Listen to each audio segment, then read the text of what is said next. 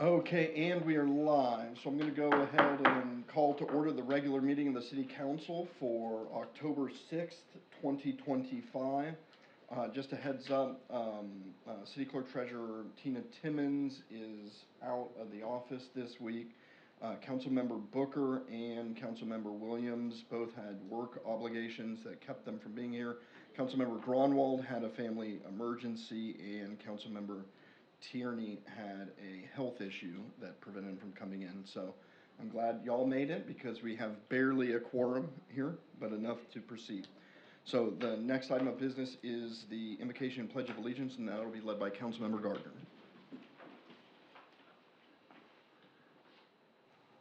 Let's pray. Heavenly Father, thank you so much for this day, Lord, and we're thankful for the changing of the seasons and the cool air and the little bit of rain that we've received, God, and we're just thankful that we get to enjoy this beautiful city, Father, and that we can call it home, Lord. We pray tonight that the things that we discuss and that we can have wisdom to make good decisions on the issues that the city of Maumelle has facing it, Lord. We're thankful that we get to enjoy this beautiful place, God, and we just ask that we can make wise decisions in everything that we do that would benefit the people and the residents here. Lord, thank you for those that serve us each and every day in the city to keep us safe. And God, we also want to ask a special blessing on Councilmember Tierney with his recovery from surgery. We just pray that he'll be able to recover soon and get his strength back and that he can rejoin us soon in the council meeting. We ask these things in your son's name, Lord. Amen. I pledge allegiance to the flag of the United States of America and to the republic for which it stands, one nation, under God, indivisible, with liberty and justice for all. All right, thank you, sir. Next item on the agenda is the approval of the September 15th regular meeting minutes. You all received a copy of that in your packet. Open the floor for discussion. I'd entertain a motion to adopt the minutes of September 15th. So moved. Second. A motion and a second. Any discussion? All those in favor signify by saying yes. Yes. All opposed, no. Motion carries. I do have 3 public comment cards. One of them is... Just to note for the record, you were voting with the majority. Yes. Yes, I have to vote on anything to pass. Affirmative, I vote in favor of the minutes. I have 3 public comment cards. 2 of them are on an agenda item, and one of them is not. So we'll address the one that is not on the agenda now, and then for the ones on the agenda, we'll discuss that when we get to that issue. So first up is Linda Allen. Come on down. If you could please state your name and address for the record. You have 3 minutes, ma'am. Yes, can you give me just a second? I just lost my notes. Oh my goodness.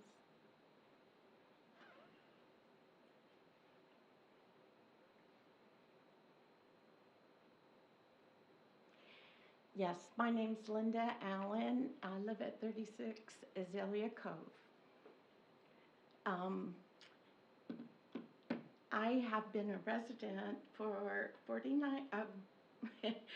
46 years here, and we moved to Maumelle because we thought it was such a nice and clean community. There were codes in place to keep the city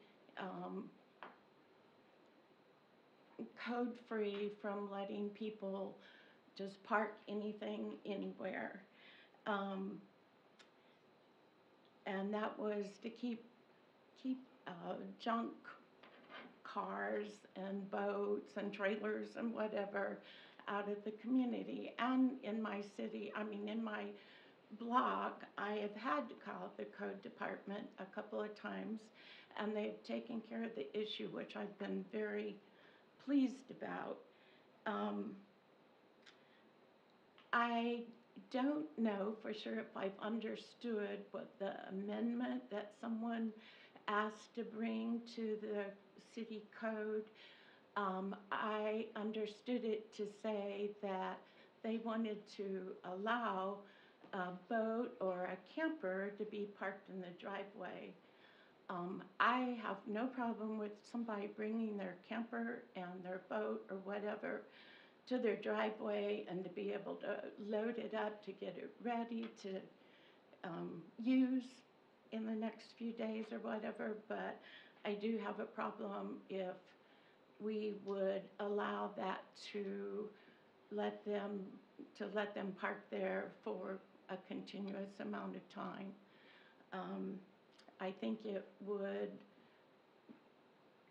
devalue our property for one thing, and I just would hate to see boats and campers or whatever being parked anywhere, because I think if you drive around the city of Little Rock where there is no codes, that you can see that happen. Anyway, I like living in Maumelle. I'm glad we have those restrictions and hope that we continue to keep them. Thank you. Thank you. Thank you, ma'am. Just a reminder, the next two public comment cards will receive, addressed when we get to that agenda item. We don't have a department report this month, but the Planning Commission report, I was in communication with Councilmember Tierney, who was going to try and make it up here to give his report, and then at the last minute was advised not to come up here. But I told him I would read his notes on the Planning Commission report.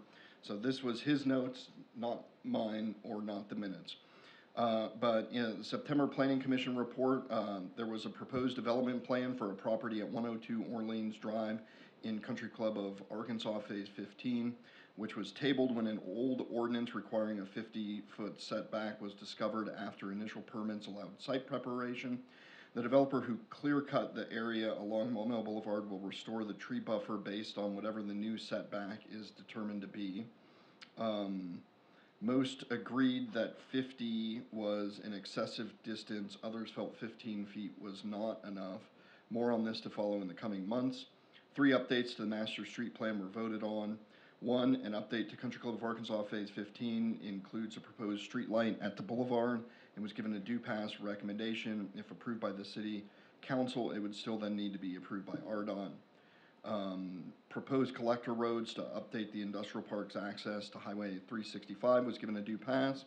As part of a long-range planning to support Regional Greenway in North Maumelle, a proposed collector road for I-40 frontage was given a due pass.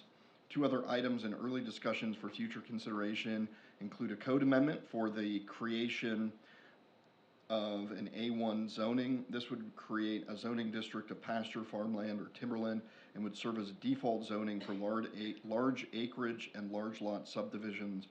The A1 zoning has been championed by elements of the Chamber of Commerce to encourage commercial growth and would allow large tracts of acreage to come in the city before development plans are needed. A proposed AGR, agricultural zoning for large acreage, prompted concerns about the possibility of allowing chicken farms and manufactured homes in the city of Maumelle. So that concludes Councilmember Tierney's Planning Commission report. So with that, I'd entertain a motion to have all ordinances and resolutions read by title only. So moved. Second. I've got a motion and a second. Is there any discussion on that motion? Seeing none, all those in favor signify by saying yes. Yes. All opposed, no. Motion carries. Moving on to unfinished business, these 3 items were previously tabled as we were awaiting filings with the county, which have not yet occurred. We are requesting that these be tabled again to the first meeting in November. I'll make a motion to table ordinance 1148, 1149, and 1150 to the first meeting of November. We've got a motion and a second. Is there any discussion on that motion? Seeing none, all those in favor, please signify by saying yes. Yes. All opposed, no. Motion, and I vote yes. With that, we have the majority 5 votes, and those will be tabled to the first meeting in November. That brings us to new business. The first item of new business is the first reading of ordinance 1151, amending the master street plan. Mr. City Attorney, would you please read that by title only? Sure. Be it enacted by the City Council of the City of Maumelle, County of Pulaski, State of Arkansas, an ordinance to be entitled Ordinance Number 1151, an ordinance to amend the city's master street plan and for other purposes. All right, so a real quick introduction on this. I'll give briefly, and then we'll get to the public comments, and if there are any questions or discussions, Scott can come up. Basically, there were 3 different proposed amendments. These are listed at the bottom of the first page of the ordinance. One is adding a proposed local road and proposed collector road at Paul Eels Extension to the intersection with Maumelle Boulevard. There's one in the industrial park to create a proposed collector for a new connection from the industrial park with above-grade crossing of a railroad to Highway 365. And the third one was a proposed downgrade of Colson Drive to a local road, a proposed local road connector from Frontier to Tanning, and proposed collector running from Highway 365 along interstate frontage to Ingram, and upgrade that to a collector. With that, I will move on to the public comment cards and take them in the order I received them. Geneva Gilbert, come on down.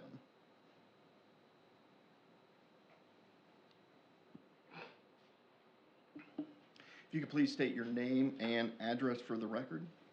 Yes, my name is Genevieve Gilbert. I live at 404 Riverland Drive. So today I'd like to address you about the proposed addition of Paul Eels emptying out in front of Riverland and the addition of the traffic light. So we lived at Riverland, on Riverland, for about 16 years now. And we've watched the community change as traffic on the boulevard has changed. One thing note, kind of generally, that it's not unusual at this time already to pull into Riverland and see a car parked facing the river on the side of the road with someone checking their telephone or eating or doing, I don't know what. But it's not an unusual place to see cars parked generally. It's also not an unusual place to see fast food trash thrown out. And just this week, I took a picture of some trash there on the side of Riverland. Eventually, it gets picked up or animals carry it away, I don't know. But there is a tendency of people to come, park there, eat, do whatever. I've gone around the neighborhood and I've spoken with approximately 200 homeowners who have signed petition in opposition to the addition of Paul Eels where it is now proposed to empty out in front of Riverland. And to sum it up in a nutshell, the worries are vehicular safety, pedestrian safety, bicycle safety, noise, increased traffic, and increased neighborhood traffic. So traffic going through both the Orleans side and the Riverland side.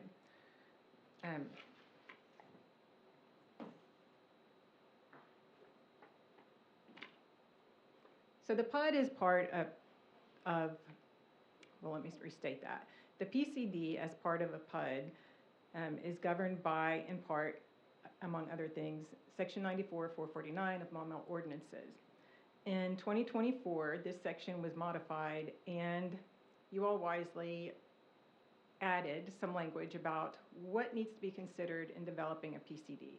And the first thing that you added to the list was compatibility between the proposed development and surrounding areas so as to preserve and enhance the neighborhood.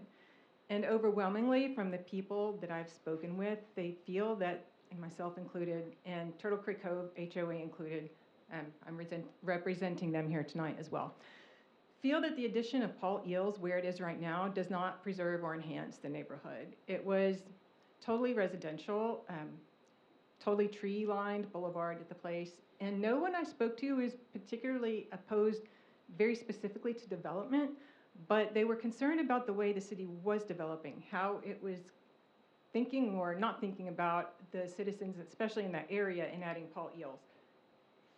And when you look at the proposed addition, which would be right here, it looks deviously simple. It's just connecting the PUD with a light to Riverland. But as I understand it, there's also cooperation with North Little Rock to collect Paul eels going across so that the commercial and residential for housing communities of this area could come to Maumelle's commercial development, understand the need for tax base, but what we're asking for is Paul eels to empty out in a different location. Not only this area would empty out into the boulevard with the addition of Paul eels where it is now, but also this area back here. Like everyone could access it and come down. And we understand that as far as traffic getting to the businesses. But I think there could be potentially an alternative to have Paul eels or have Rochelle somehow connect with Paul eels where it is now, or perhaps another location between Riverland and Paul eels as it exits now, to reduce the impact on citizens in the area. Thank you, ma'am.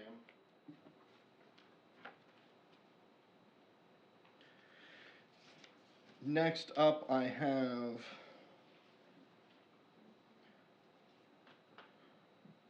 Joel Court.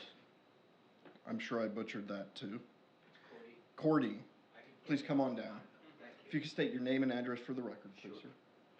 Joel Cordy, 406 Riverland Drive. I'm her neighbor.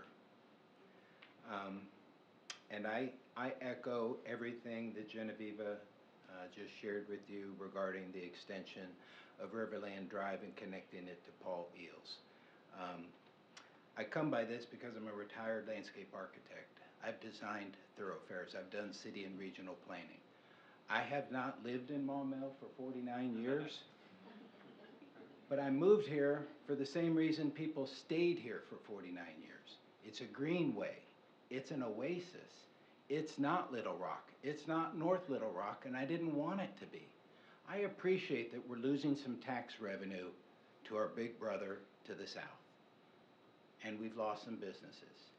But I don't think that necessitates changing the gateway to our community so drastically. And I really want you to consider how drastic of a change it's going to make to Maumelle Boulevard. And I want you, while you're making the decision, to ask yourself, what does Maumelle Boulevard mean to us as a thoroughfare? You know, there's some important roadways in our country, but in our community, Maumelle Boulevard, first of all, it's the only road in our community that has our name, but second of all, it establishes what people's impression of our community is as they come in. Is it open, inviting, and green, or does it look just like North Little Rock? No landscaping, no barrier between the businesses and the roadway. It's not an enjoyable drive, and all we're doing is making a money play.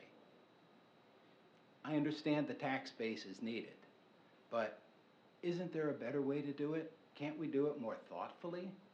I'm not sure that we're taking everything into consideration with this development. It seemed a little rushed. I came into the game a little late. It had already gone on, but in a nutshell, here's what I've learned. The owner of this land has had this land for a long time. It used to be zoned residential.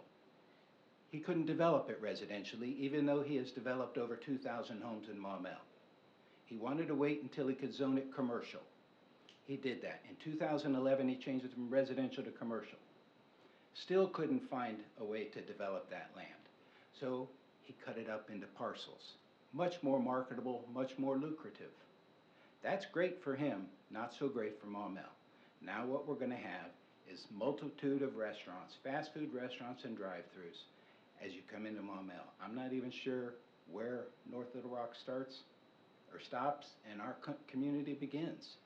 There's been no discussion of even having an entry sign. Right now, the Maumelle sign, I gotta look for it. I think they just did a little bit of brush clearing, you can see it now. But don't we want some identity? Isn't that why she's lived here for 49 years? I think it is. And it's why I wanna stay here. So don't do this. Don't become North Little Rock. Thank you. Thank you, sir. So I'll go ahead and open the floor for discussion on ordinance 1151.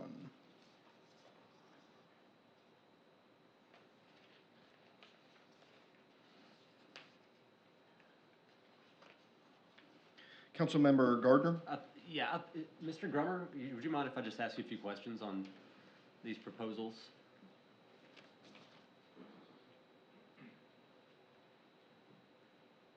Sir, if you would just, I want to start from the north end of town, over there on Interstate 40 and 365.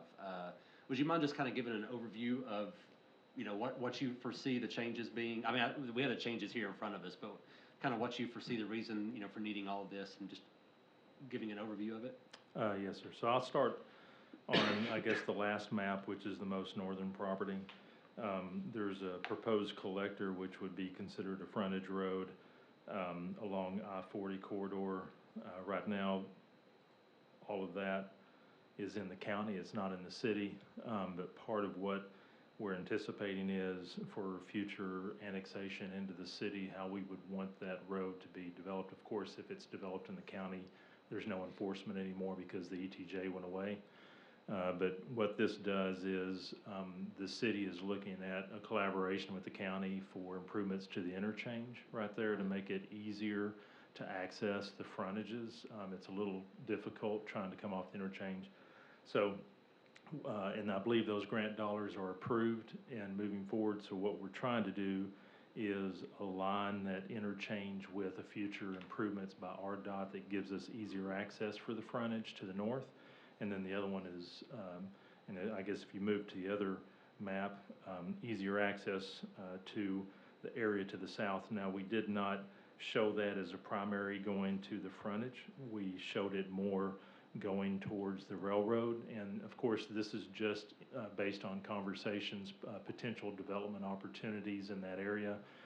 One thing that we discussed back when Tractor Supply Company distribution came to the city of Maumelle, because of the number of trucks that are coming out of that facility, we had discussed about an alternative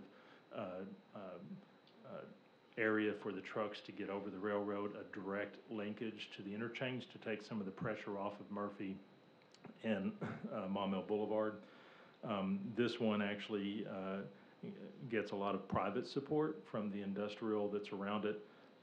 And we are promoting development of that larger parcel there on the south, and this would actually work towards the future potential development of that would actually provide opportunity. Okay. So that's the main. Now, whether or not that overpass would happen, that's because it would have to be an overpass, right? It would have to be an overpass, yeah. Okay. and I don't think that's anything right now in the near future, but we're trying to place it on as an intent of how we would like to see that future connection if monies down the line come available.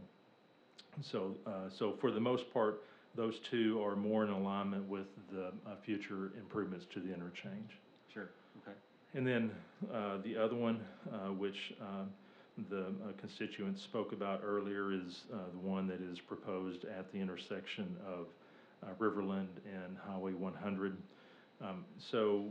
Years ago, I believe it was in 2011, whenever they had converted, when City Council approved for this lot to be rezoned from residential to commercial, there was a curb cut that was approved mid-block between Orleans and Riverland. Of course, that mid-block curb cut has no access across the median to the other side. And so after talking with the potential commercial development on this, and then looking at the future growth of that commercial, any commercial development on that parcel is going to require traffic in order to feed those commercial entities, whatever they are, whether it's residential, whether it's retail, restaurant. So if residents from the city of Maumelle wanted to access that parcel that are southbound on the boulevard, they would have to come to the Riverland median cut, do a U-turn, and go back northbound on Highway 100 to access the property. So now northbound traffic in the evening coming home from work, which is the large commuter traffic, would have easy access into the property. But for most commercial developments that are coming in looking at parcels, they're looking at both eastbound and northbound traffic counts. So from a safety concern, we look at what's the safest. Is it U-turn access? That, regardless, that median cut would get increased traffic. So, the other thing that we look at is connectivity. Now, we can completely cut the border off and have no access to North Little Rock at this location. But if we do that, then I think that we're losing opportunity for increased customers to feed the commercial, to support our commercial from North Little Rock, just as much as North Little Rock's commercial is supported from Maumelle residents. So when we looked at this, Paul Eels does come and make a 90-degree turn to the south. So we're looking at a continuance of Paul Eels. So yes, the intent would be to increase traffic at this intersection, but because we're trying to bring more clients to promote the commercial development on those parcels. Without that, it could be a very challenge for any commercial that would want to come in there. We've had mixed, we have not seen any petitions within our department. But I will say that we have heard of opposition to the intersection, and I can understand concerns from residents as far as the changing environment.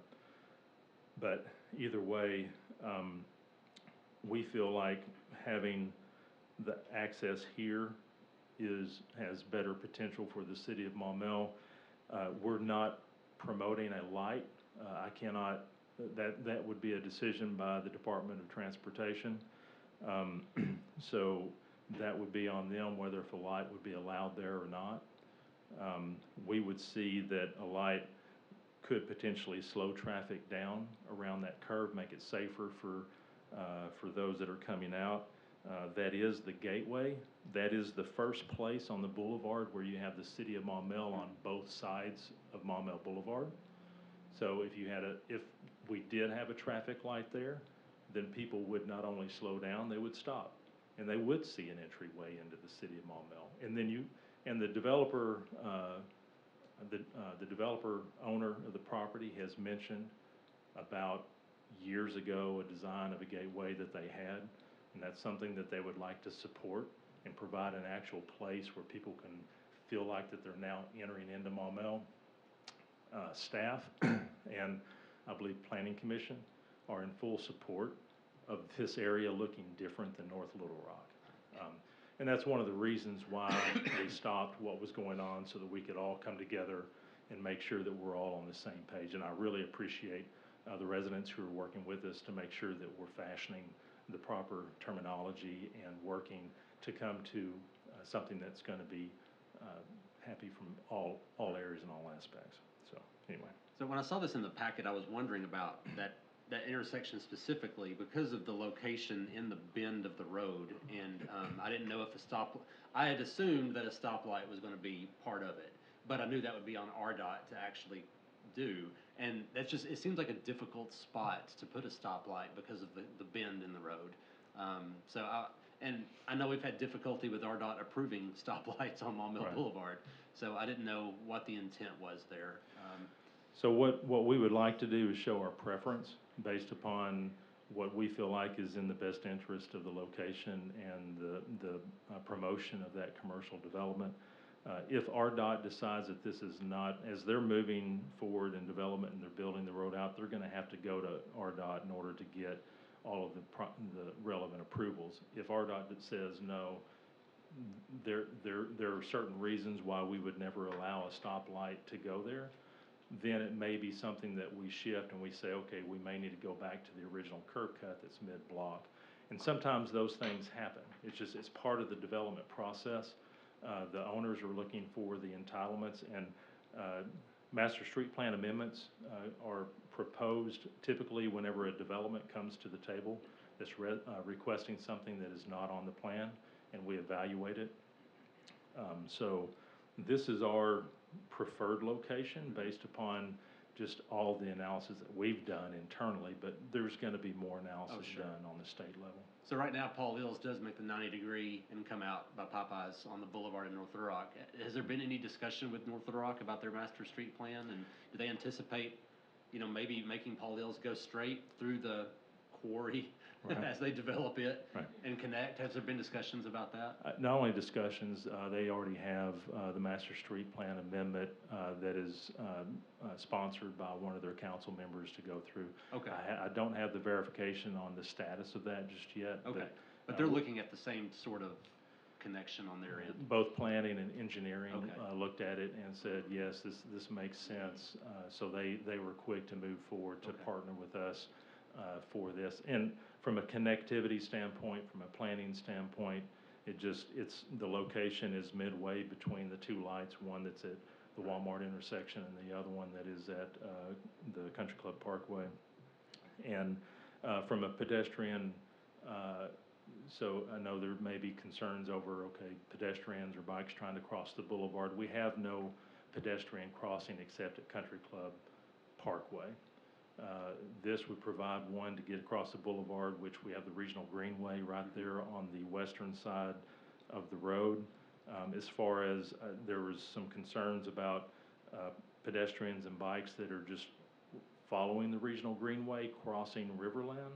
Well, if a future signalized light happens on the boulevard, then there could be a signalized crossing right there on Riverland, which would provide safe passage for those that are trying to cross that.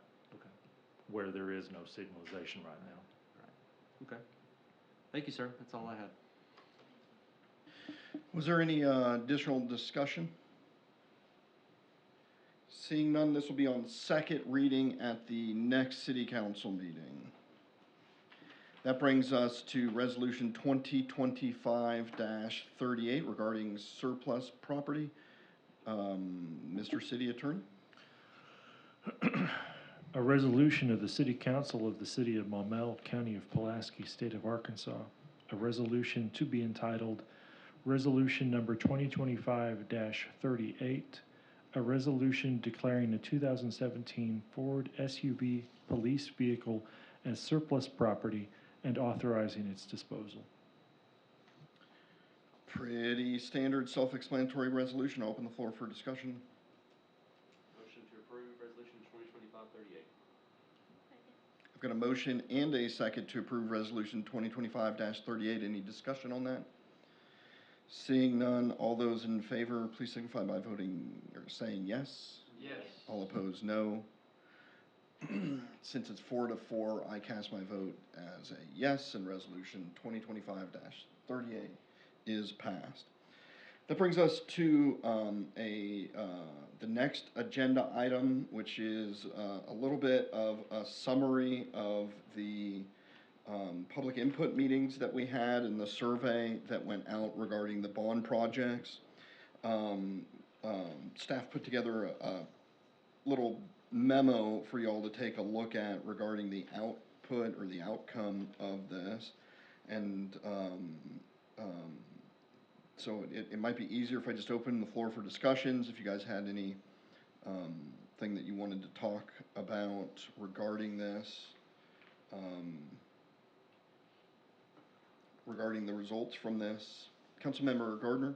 Well, I'll just ask for your kind of feedback from looking at this.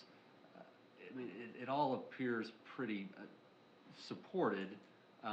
Were there some projects that stood out more than others and some projects that did not stand out? So I think, based on what I saw, I think the easiest project to scrap, because that's really what we're doing, right? We've got a list of projects that are out there, and we're trying to whittle away those that are not at the top of our list. I think based on what we saw and just what I've heard, I haven't heard a whole tremendous amount in support of a bike park at this time, which is kind of understandable because we haven't promoted it. We haven't really planned it out. We've just kind of looked at the area. Those results came back for the bike park and more people did not support it than actually did support it, which when we consider that the bike park is probably aimed at people younger than me more than older than me, considering we had a really high turnout of folks supportive of things like the ball fields and soccer fields, that wasn't an underrepresented demographic, but it still didn't rise high, I would, at this moment, cross that project off. Other than that, the projects that came through, I think, with the most resounding support was the fire department, and in particular the fire station 3, and in particular the police and fire training facility. Especially if at the public meetings where it wasn't, where people were just putting dots and looking at each of those projects. I think, I don't have it all memorized, but there was 0 people out of the 28 who indicated that they supported one project or another. 0 people said they did not support the police and fire training facility, and Fire Station 3 had a few that didn't like it. So I think those were big ones, and then I think that we saw a lot of support for just some of the infrastructure, the road projects, the active transportation plan, and then of course the swimming, the training pool, and or the therapy pool at the senior center, and the AstroTurf at the ball fields all had a lot of folks that supported those. So based on the results of the survey only, there was only one clear thing that jumped out at me, 2. Police and fire was heavily supported, and the bike park was heavily unsupported. And then everything else, I think, had pretty good numbers. So, we've got if you're looking at a bond issue and there's a certain dollar amount that bond issue is capable of supporting, where do we go from here? I mean, with what's left to determine what's able to be supported? So, really, we're at the point where we are trying to drill down on the price, right? So, if just looking at the memo where I put the most updated numbers that I could, if we're moving away from the survey a little bit and just talking about the projects, there's another project that actually had a lot of support, but that I think it does not make an ideal bond project, and that is the North Maumelle Drainage Project. For those that aren't familiar, that is a very specific project designed to help that ditch that runs behind the police department. That is $7.8 million and is a prime product to get a FEMA grant. So I think it's a very important project. We have in the past received the grant, but the bids came in too high.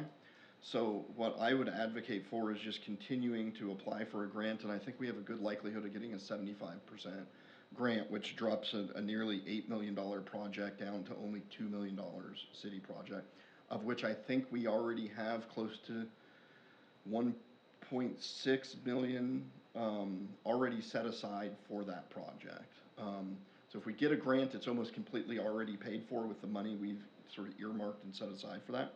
I'd pull that out of a Braun project if it was me, for that reason. For the rest of the projects, I think you need to know what the price is. Right. I think projects that we're looking at, that I am guessing look like pretty solid projects with a pretty solid base, include the therapy pool, I would assume the turf. We're still trying to get prices, so it's hard to say. I'd support it if it comes back at 15 million. I probably wouldn't if it came back at 100,000. I'd be jumping up and down, insisting we do it. Good luck with that. I think it's going to be somewhere in between, Somewhere between hopefully 15 million closer to the and 100,000 than the 100,000, 15 yeah. million. But I think those are 2 projects that we see a lot of community support for. I think your police and fire training facility is good to go. The big thing up in the air right now with the cost, so for those, just to summarize that project, we have $3.1 million that we've already saved and set aside and assigned to that project. We will be continuing with that, and we will have a phase 1 done without need for a bonds. The bonds are for the building and the training center, which we estimate at about $1.5 million is the current estimate. And then we're trying to price out indoor shooting ranges, and depending on the number of lanes, the number of features, whether they have some simulation, we're looking at between $2 to $4 million for the indoor shooting range. So the price we had for the 8 lanes was 4, the price for the 4 lanes was 2, and so we're looking somewhere in between that, but I don't know what that number is yet. For all the other things, it's really, and the Lake Willistine Boardwalk was pretty well supported. We still have a wide range there as we're trying to price out one of the trails that's supposed to connect to it, and as we look at that gazebo in terms of whether we're trying to just replace it with a wood one or get something that's more decorative. We do know a lot of people go out there and shoot, and more in the past than currently would take their wedding pictures, and it just becomes a Maumelle landmark. So for me, I think we've got, and then if y'all want me to complicate it, I can complicate it. But the amount of money that we have available in construction fund varies a little bit if we're talking about a later issuance for the fire station 3. Because the reality is today we don't need a fire station 3, but we will need one in some time between the next 3 to 3+ years, yeah. 3+ years. The area that looks imminent to be developed, so for those that don't know, Station 3 would be out at White Oak, and so the idea being that as that area develops, you would need fire service and fire protection and medical out there at that time, especially if we're talking about annexing over the interstate.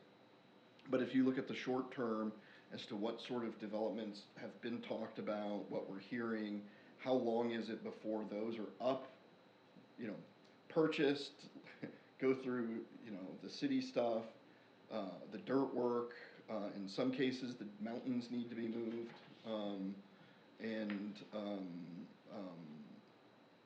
construction and then opening time. I don't see us needing it in 3 years. Chief, you're welcome to come down. We've talked about how we can argue about that. A lot of it is our crystal ball is broken as to when that would be needed. But when you look at what is in the city now and what we're hearing, I don't know that there's a need in the next 3 to 5 years, but sometime after that, yes. Chief, tell them why I'm wrong. I would never say you're wrong, sir, but maybe be a little bit more information for that. One of the things to look at is as the city grows, as the city expands, one of the things that is important is what makes it attractive to bring businesses in is protection. And fire protection is one of the big things. It does help with insurance rates, it does help with protection, it does help with different things. The other thing to consider is if the annexation plans, however they may go, access to that interstate is very important to us, because access to that interstate can actually connect us back to exit 142. And one of the things I was telling the mayor about also is if we have property on both sides of the interstate, we effectively own the interstate from 146 to 142. We currently do not do anything on the interstate right now. It's serviced by Oak Grove Fire Department. And by own, you mean be the primary responding response, entity? yes. We become the primary response. Yes, I'm sorry. We become the primary response. So anything that, were we to ever go across the bridge, and if that was ever a consideration, that station would service that area as a second-in company for the Engine 1 company that's across from the police department as well. So those are just different things. If you want to attract business, that is a way to attract business, is to get protection already involved in that. But it also performs a dual role in that it gives us access to a second-in company.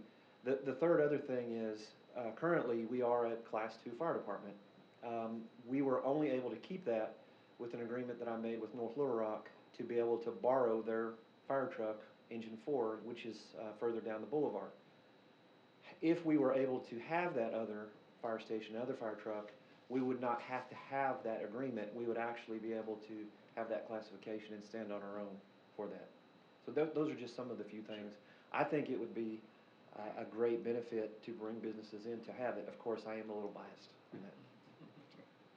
Thank you, sir. So the reason that became a complex equation is if issuing a separate issuance, if we're coming back in, like getting approval here and then doing one bond issuance in 26 and then one in 31 or 29, 3 to 5 years, then that changes the available construction funds that we can use for other projects in the interim. Multiple bond issuances based on a single election, as we've done it in the 2012, resulted in a Series 13 and a Series 14 issuance. And so we've done that before, and that can be there. So really, it's this giant jigsaw puzzle, in my opinion, to try and fit the different projects in at the price points we have. And so I hate saying, in my opinion, if I were trying to figure this out, the most important thing that we need is what is ultimately resting right now on me, which is shoring up those proposed project costs so that we know, hey, if we add this project, and then some funds toward roads or towards the active transportation plan project, we just have a better understanding of that. And then what to do with the Fire Station 3 is a big issue, because we're looking at $5 to $7 million of that construction funds for a fire station that we don't need right now, today, in my opinion, but that I think we'll need as that area develops, and that becomes a big... That's the issue. We don't need it now, but we do need it in the future. Yeah. And these are the times that we talk about it now, because you don't build a fire station and establish a new company, you know, overnight. It takes time, and ordering fire trucks and all that stuff. So, well, the truck, I think, that we talked about putting at that has already been ordered. That was the... Oh, okay. Did I get that right. wrong? I remember the Lego presentation. Yeah, There's no, a we're Lego good. presentation and Yeah, the yeah. hybrid. We had the demonstration there. Okay. But I may have said that a little bit wrong, because come on up and clarify the record. So, that one was for the change in strategy. We do have one truck that is over 20 years old, and that truck, if we were able to get the police and fire facility, that truck actually goes out to that, and then one of the newer trucks becomes the reserve. That was the plan. But if we go forward with the plans for the third fire station, I will have a plan for you for that apparatus as well. Yeah. So next steps is cost. And we're drilling them in. Really, let me just glance at this. I've gone out of order. I should have just taken them in order. And so in my memo, I've put the most up-to-date prices that I have. We have the indoor pool and parking at the center, which is a very specific number, but that's because we've had ample time to plan for that and to spec that out. A police and fire training facility, we're looking at 3.5 to 5.5 on top of the 3 mil down, depending on what the indoor range looks like. Fire Station 3, Chief Buford and one of his chief officers just went to a updated fire station building conference to sort of see what's top of the line. We're looking right now at 5 to 7 million, and Chief Buford's still trying to hone in on that. Lake Valencia improvements, that's a big number based on that trail and then based on what that gazebo looks like. Citywide road improvements is an open-ended value. However, if we are trying to get the natural trail extension project, it needs to be at least 2.4. Active transportation is a very variable number. Is a very variable. That can vary. We don't want anything below about $1.5 million for a bond project, because we have to spec out the bond projects as though each possible project is the only project that we're to pass. And then what makes sense to go out for an issuance of bonds, considering our collections right now, 1.5 would just be paid off in about a year. So, the North Maumelle Drainage Project, that's an $8 million project that I think should be a grant project AstroTurf, I don't have any numbers yet. I think somebody said it was about 4 million, but that was, I don't think it included the soccer fields. It did? Yep. So we are, looking into that, and then the bike park I'd scrap, but that was 1.7.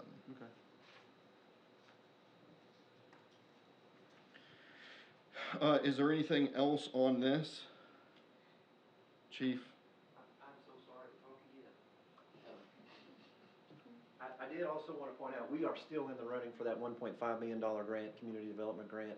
It has not been awarded yet. I've touched base with the administrator of the grant. We're hoping to know the answer to that by the end of this month. But if awarded, it could be a partial, it could be a full. If awarded the full amount, it'd be 1.5 million to go towards the police and fire facility.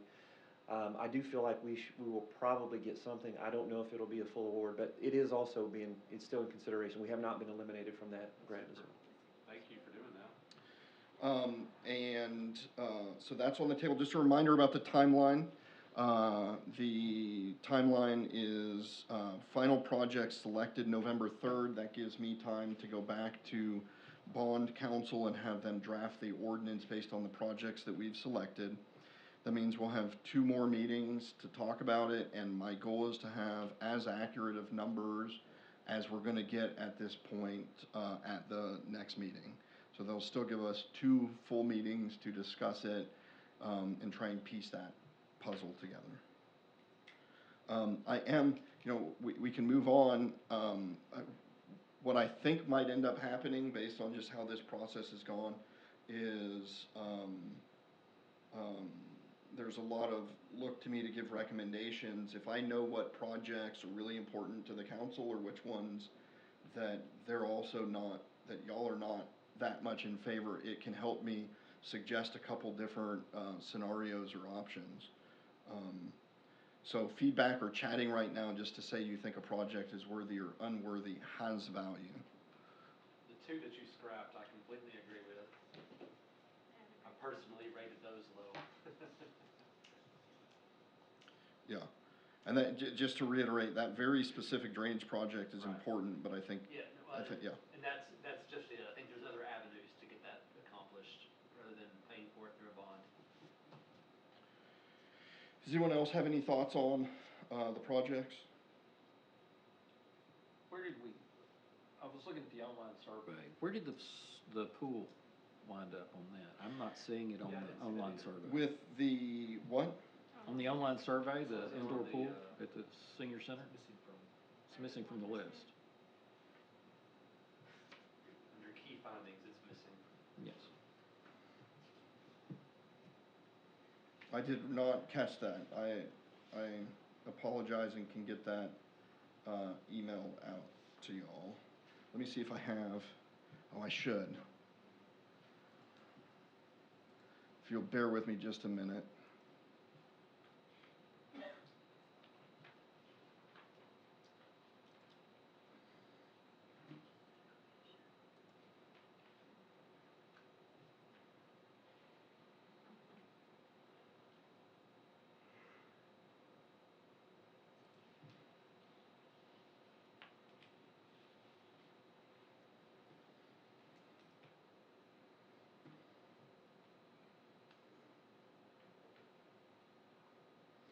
It's funny, you look at things so many times over and over that you just miss something.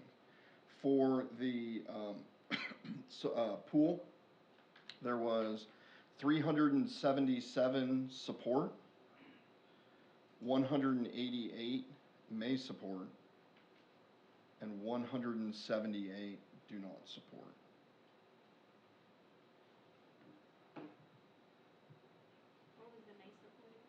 Pardon me, so it was 377 support, 188 may support, 178 do not support.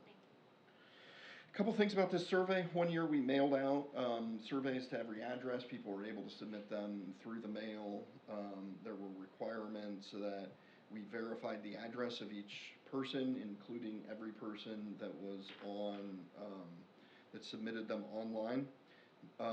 We felt really good that the survey results that we got were representative of of as many actual residents as we could get. And we did everything we could to exclude non-residents, since they wouldn't be voting. This was not that kind of survey. This was a general, get the temperature of the room sort of survey. So, with that, if there's no additional questions or comments regarding this issue, okay, this will be surprisingly back on the council agenda for next meeting. Move on to mayor's comments. We should, if you have been out to the White Oak Crossing roundabout, that should be completely being driven on here. It should be, I am careful. It should be driven on by the middle of next week, fully functional. Then there is another, what I've been told was 1.5 weeks for landscaping and 2 weeks for electrical. They're supposed to be concurrent, but that is to get the lights up and then to do the landscaping, which includes signage and stuff. So we are probably going to be looking at a fully open roundabout by the end of next month. But it should be, folks should be driving on it almost completely here in the middle of next week. So, the project that I thought would never end, which is every project we start, by the way. That concludes mayor's comments, council member comments, city attorney comments, and if there's nothing further, I'd entertain a motion to adjourn. Mr. Mayor, I make a motion to adjourn the city council meeting of October the 6th, 2025. Do I hear a second? Second. All those in favor signify by saying yes. Yes. All opposed, no. The vote is all mine.